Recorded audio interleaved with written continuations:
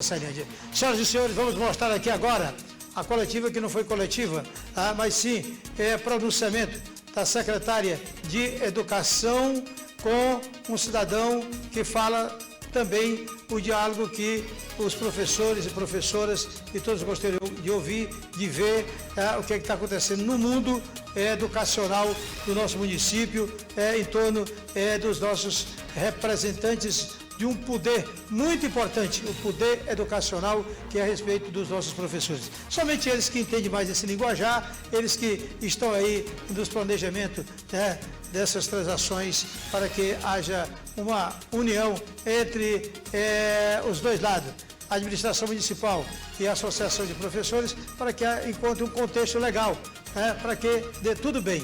E é isso que eu quero, a paz, o amor, a tranquilidade. Vamos assistir agora, esses pronunciamentos, certo? Desse cidadão que veio falar sobre a greve, falar sobre essa situação que está aí. E a secretária de Educação, de vez que ia ter coletiva, eu não acompanhei muito de perto, porque eu só não ia fazer pergunta para que eu ficar lá. Então, de repente, nós só gravamos e vamos levar o conhecimento de vocês de tudo que aconteceu.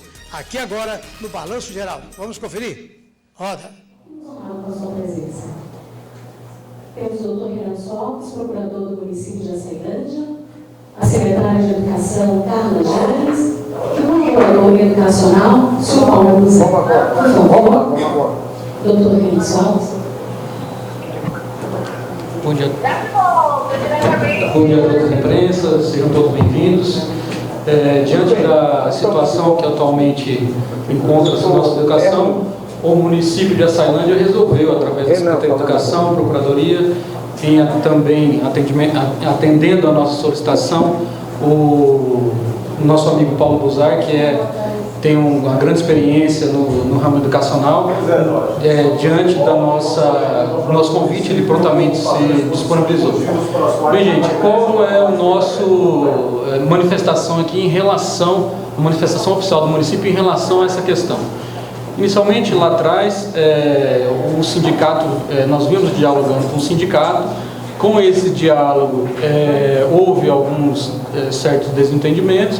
Eles anunciaram a questão da greve, e com a greve, nós, a Procuradoria-Geral do município, como órgão que defende o erário público, defende o município como um todo, a juiz ingressou com a ação no Tribunal de Justiça do Estado do Maranhão, e com o ingresso dessa ação foi proferida uma medida liminar pelo desembargador Kleber Costa Carvalho, isso a 18 e 19 de fevereiro do corrente ano, e estava declarando a ilegalidade da greve através de uma decisão judicial. O sindicato, por sua vez, ele fez uma nova assembleia, e na nova assembleia ele indicou que manteria a greve. Novamente, nós comunicamos o desembargador e aumentou o valor da multa diária em caso de descumprimento. Em relação a essa situação, a greve ela é considerada ilegal pelo Poder Judiciário e está sendo defendido a educação, a manutenção da educação na rede pública de ensino municipal no âmbito do Poder Judiciário. Em relação a esse diálogo com os sindicatos, com os servidores da educação, nós temos incansavelmente demonstrando esse interesse de dialogar, temos feito diversas reuniões, expondo de forma detalhada a atual situação do município, de forma financeira. O Paulo e a secretária de Educação, Carla Janes, está aqui também para relatar sobre essa situação e dizer para todos vocês, para a população de modo geral, a forma de transparência que está sendo conduzida essa situação, e essa transparência que a atual administração quer passar, tem interesse de passar, tem interesse de dialogar. Porém, o que nós temos que pensar aqui, deixar claro a toda a imprensa, que um reajuste de 33,24%, ele no nosso entendimento, ele não precisa ser aplicado, o que nós temos que obedecer é o piso mínimo nacional, que é de 3.800, o Paulo vai falar mais detalhes disso, mas 3.800 e alguma coisa, e obedecer esse piso. Se por acaso, conforme o sindicato alega, tem servidores em que nós não obedecemos o piso, eles apontem que nós vamos recuperar o piso e igualar o piso. Isso não foi apontado ainda. Então a nossa transparência, que tem que deixar claro aqui, é a transparência de que está sendo repassadas as informações, de que um reajuste de 33%, além de juridicamente falando, além de ser um reajuste que não é obrigatório para os municípios, ele é um reajuste em que torna inviável financeiramente para o município. Mas eu vou deixar detalhes aqui para pronunciamento da secretária Carla Janes, do nosso amigo colaborador Paulo Buzar, e à vontade para vocês falarem a apresentação do Paulo Buzar, quem é Paulo Buzar, e passo a palavra aqui com a secretária, sem prejuízo depois de qualquer coisa voltar a palavra aqui. Muito obrigado. Boa tarde a todos. A gente agradece, em nome da Prefeitura Municipal, a presença de toda a imprensa que está aqui hoje. Nós sabemos que a pauta da educação é uma das pautas mais importantes do país, e da nossa cidade de Açailândia. Por isso, nós entendemos, e estamos aqui hoje fazendo um diálogo muito aberto e sincero com vocês, com relação a todas essas situações, no que tange ao reajuste salarial e essa paralisação da nossa rede. No momento que nós estamos vivendo, após 2 anos de pandemia, um ano de escolas totalmente fechadas, um segundo ano de aulas remotas, depois fomos ao atendimento híbrido e depois começamos a atender presencialmente, essa paralisação ela traz um prejuízo enorme para as nossas crianças. E eu vou trazer um ponto que é muito problemático para esse município, é que ao longo dos últimos 10 anos, o município de Açailândia vem tendo uma perda expressiva no número de alunos da rede pública municipal. Então, o que traz recurso para o município é matrícula. Quando nós temos um aumento de matrícula, nós temos um aumento de receita. Então, o que está acontecendo? Hoje, eu falo hoje porque nós estamos olhando que se nós mantivermos essa paralisação da forma como está, todo mundo sai perdendo. O aluno perde porque ele não está tendo a oportunidade de aprender. Nós, professores, por que eu falo professor? Porque eu sou professora da rede, eu sou técnica da rede municipal e sou professora da rede estadual. Então, nós, professores, também perdemos, porque quando o município perde as suas receitas municipais, ele não consegue garantir o que é direito do servidor em relação à sua valorização profissional. E aqui o doutor Renan trouxe um ponto que eu sempre destaco na minha fala, que o município de Açailândia tem um plano de carreira. E, por sinal, é um plano de carreira bem diferenciado no sentido da valorização de nós servidores. Então, quando o município tem um plano de carreira que contempla a valorização dos seus servidores, as suas progressões salariais, isso é algo que traz um benefício não imediato, mas um benefício ao longo da vida profissional desse servidor, onde ele leva todas essas valorizações para a sua aposentadoria. Então, aqui eu estou falando hoje como professora, como secretária, como educadora e como moradora dessa cidade. Essa greve, ela não traz benefício para ninguém. Nós precisamos continuar dialogando no sentido de pensar o que é melhor para a nossa cidade, o que é melhor para as nossas crianças e o que é melhor. Entendermos que os municípios têm as suas limitações financeiras. O município de Açailândia, hoje, com relação ao Fundeb, tem uma queda de receita. Em razão dessa queda de receita, ela é proveniente do quê? Do número de alunos que vem caindo no município. E se nós mantivermos essa paralisação por mais tempo, nós vamos perder nossos alunos para a rede particular. E depois que esse aluno vai para a rede particular, nós não conseguimos retornar ele para o censo escolar. Com isso, nós vamos acumular perdas gradativas do recurso do Fundeb. Então, assim, um outro ponto, e aqui eu quero aproveitar para agradecer o Paulo. Paulo é um colega de longas datas, que tem uma experiência vasta como secretário de Educação de outros municípios, e ele vem colaborando com o município do Itinga. Então, a pedido do prefeito Lúcio, ele também veio, né, trazer a sua colaboração para nós, para que a gente pudesse dialogar olhando para os números. E esse diálogo pautado nos números é que nos dá segurança para o andamento das questões educacionais dos nossos municípios. E aí eu quero reforçar o meu respeito com a categoria, porque eu integro essa categoria. Nós sabemos que o reajuste é um reajuste que precisa e deve dialogar com a realidade do município.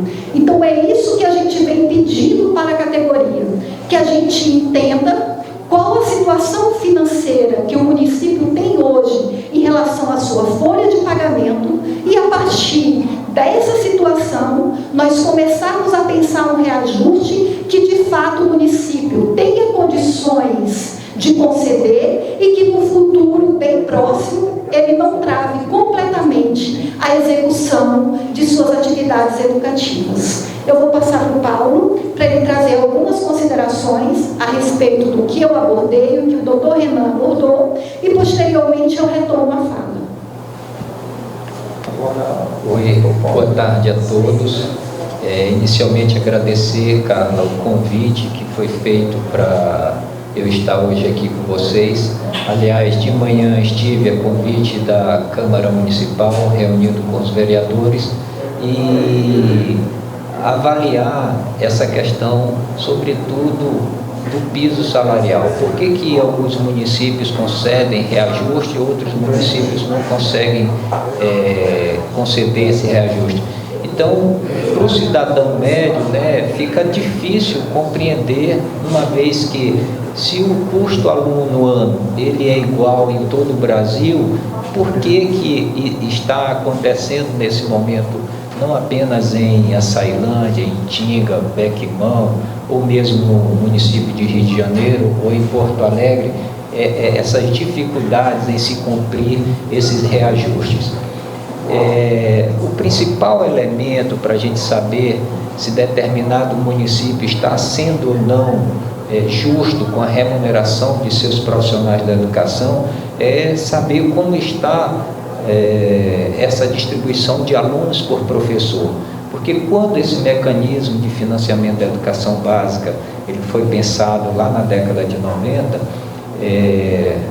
quando nós batizamos esse mecanismo de Fundef, foi baseado numa turma. Mas eu posso aqui rapidamente perguntar para vocês, um município com 100 alunos, quantos professores eu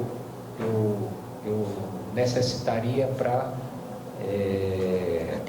contemplar, né, esses 100 alunos? 4 professores, não é verdade?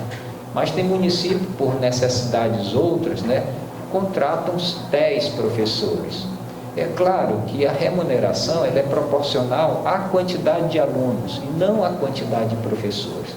Por isso que eu acho que a Carla, nesse aspecto, ela está bastante coerente, que fazendo quase que um apelo, né, ou chamando a atenção para a perda de alunos. Então, se o município vem sofrendo perdas constantes de aluno, ele vai estar sofrendo perdas constantes de receita. Tá? E o número que eu vi é um número assustador, né? Chega a 5 mil matrículas. Tá? Se o custo aluno ano está em torno de R$5.000, é fácil fazer a conta de quanto nós já perdemos. Tá? Então há uma perda expressiva. Isso não é exclusivo de Açailândia ou de Itinga. Isso tem pelo menos 2 fatores, né? A taxa decrescente de natalidade brasileira está em menos de 2 crianças por casal, e os 2 anos do período de pandemia. Então tem muitas famílias que ainda não têm certeza se esse é o momento certo de que seus filhos, sobretudo da educação infantil, se esse é o momento certo das crianças retornarem à escola. tá? Então, como eu falei antes, para eu remunerar bem meus professores, é preciso que eu esteja numa distribuição em torno de 25 alunos por professor. Com a quantidade de alunos hoje de Açailândia e a quantidade de professores, nós temos uma distribuição de 13 a 14 alunos por professor. Então, isso é uma média muito baixa e que vai exigir muito da gestão de implementar políticas para que a gente se aproxime da distribuição de 25 alunos por professor. E já na direção, né, de tentar sensibilizar a todos, não apenas a categoria, mas a toda a população, de que se há um momento, e aqui também respeitando o direito, né, do professor, da categoria a fazer greve, mas se durante o ano existe um momento ruim para se fazer greve, o momento é esse, no momento da abertura do censo escolar. Porque é nesse momento que a gente vai lançar, né, as matrículas do aluno no censo. Se as escolas estão fechadas no momento das matrículas, esses meninos, certamente, a administração privada, né, vai absorver, e esses alunos não vão retornar pelo menos esse ano. E a estimativa que eu observei é que, além dos 5.000 alunos que já perdemos no passado, perderemos pelo menos 2.000 alunos mais. Então, se as condições já eram difíceis, né, para cumprir o reajuste que todos esperamos, com menos 2.000 alunos, mais difícil ficará o exercício de 2023. E a questão, portanto, que eu gostaria que fosse refletida, é que nesse momento não é salvar o plano de carreira. Muitos perderão as suas carreiras aqui dentro da prefeitura e começará justamente por quem mais precisa, que são os contratados, né? Então, se não tem turmas, haverá um distrato.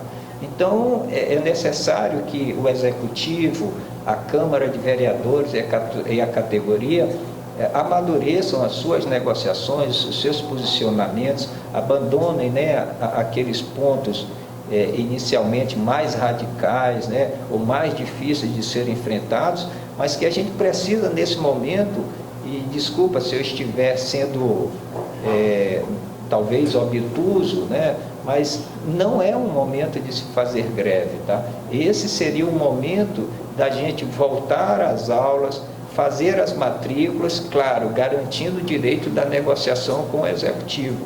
As aulas reiniciam e a gente reinicia de uma forma transparente, com a folha de pagamento na mesa, para saber se de fato existe ou não existe irregularidades, e maduros para enfrentar essas questões. Hoje, na Câmara, os vereadores colocaram os seus posicionamentos, quem era a favor e quem era contra, mas todos chegaram a um denominador comum, que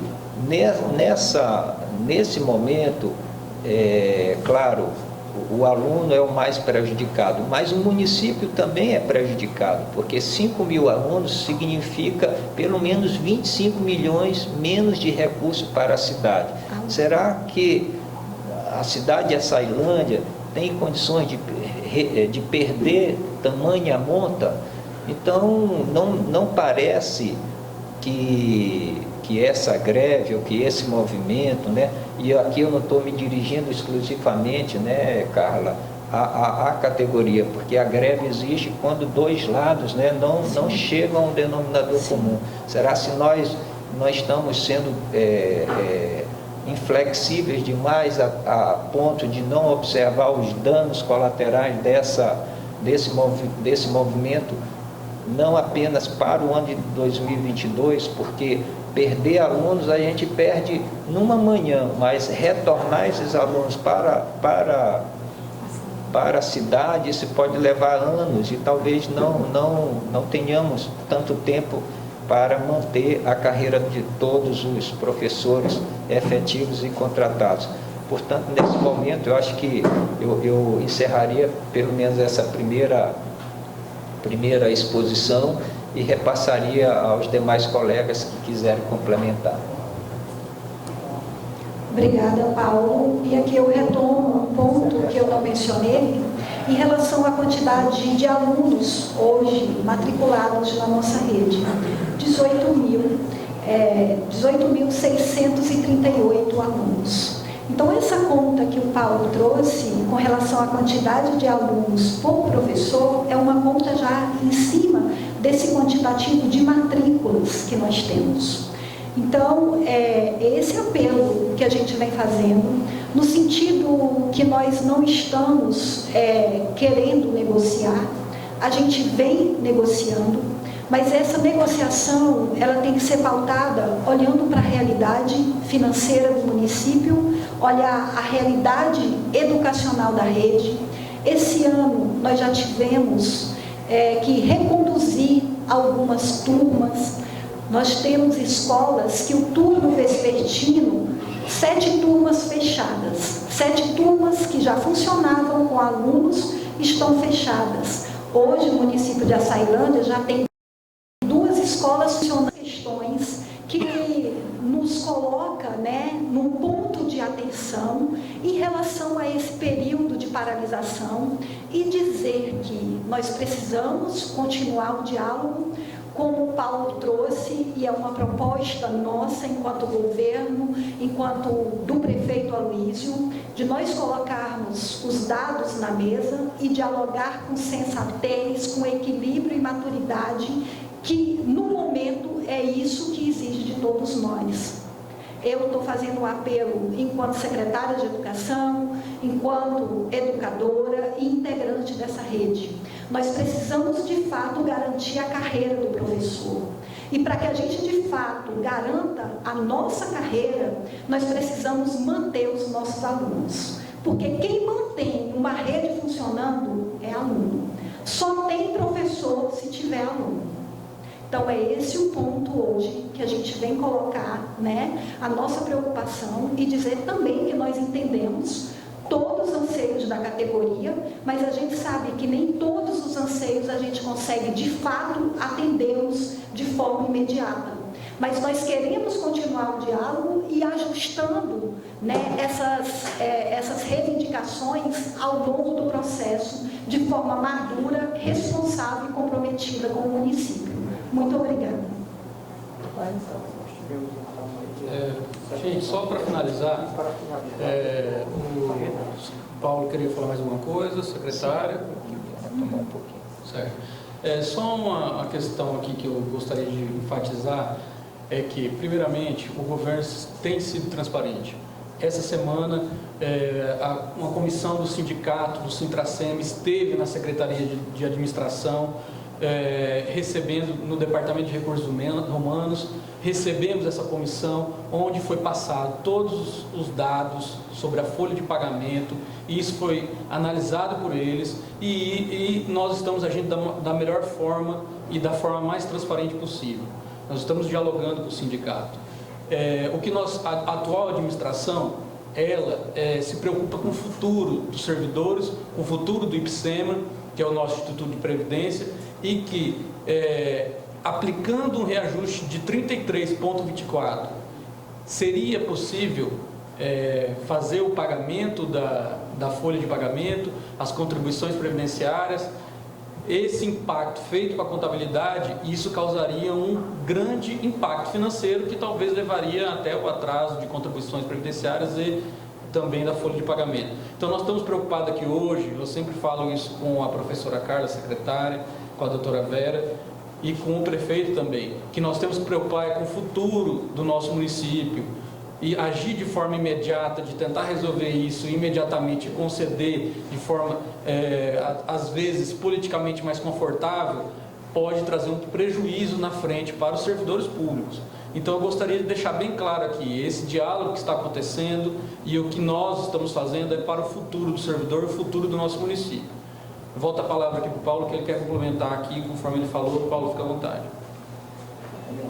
Bom, então, inicialmente eu comecei dizendo que há uma relação proporcional entre a receita e a quantidade de alunos. Como a Carla colocou, uma perda expressiva, né, Carla, sobretudo de 2014 para cá, tá? E com essa perda ainda, né, em 2022, que eu espero que a gente ainda seja capaz de recuperar, vocês poderiam também questionar, bom, se o número de alunos, se a gente recuperar o número de alunos, é possível que esse reajuste ele seja implementado?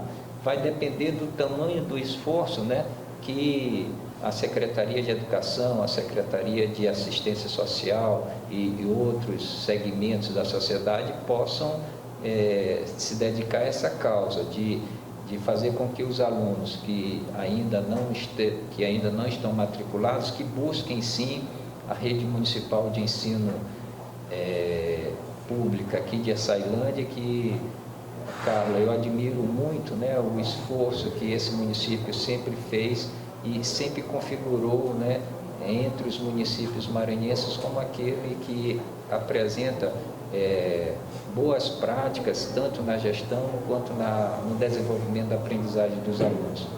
Mas uma segunda pergunta que a gente precisa fazer é se o reajuste salarial é baseado no per capita do aluno.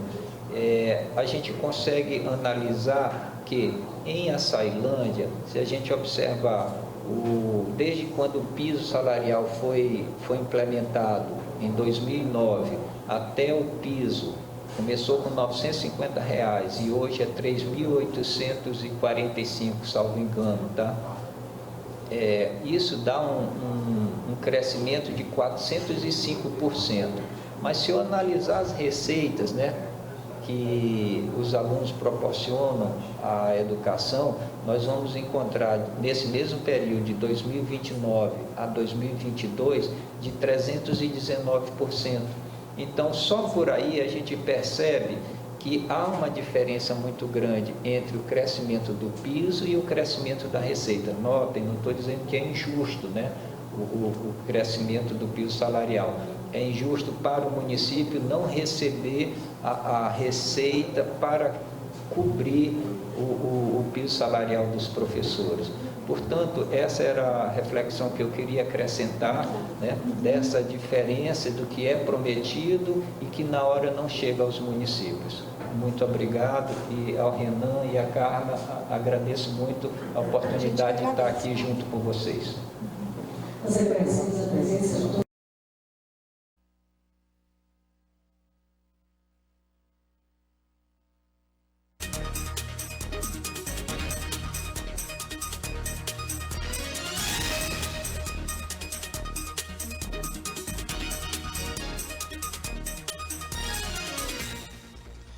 Muito bem, amigos. Muito bem, amigos, nós tivemos aí a oportunidade de levar ao conhecimento dos senhores e das senhoras, especialmente esta matéria. Me bota novamente lá para poder ler aqui a taxa da... Muito bem. Veja bem, essa matéria é mais, sem dúvida nenhuma, para esclarecimentos aos nossos professores e também os esclarecimentos aos responsáveis pela pasta da educação. Claro, o prefeito, o procurador do município, a secretária de educação e mais um cidadão que não recordo aqui o nome, que falaram sobre um assunto que é o que está sendo mais polinizado no momento, para que haja um encontro e um reencontro para que se resolva essa situação, para que os nossos alunos não venham a perder as aulas, para que os nossos professores não fiquem sem trabalhar e para que o prefeito possa também, após resolver toda essa situação, ter a oportunidade de estar com a cabeça mais tranquila para poder olhar para o bem-estar de cada vez mais da população de Açailândia. Então, estando tudo na paz, com certeza a Açailândia vem de se envolver cada vez mais pelo progresso e o desenvolvimento. Parabéns a todos. Aí está. Prefeitura, deixa eu ver, abençoada. Prefeitura se pronuncia. A sociedade sobre movimento grevista dos professores. Esta aí foi a matéria. Falou? Um abraço, gente querida.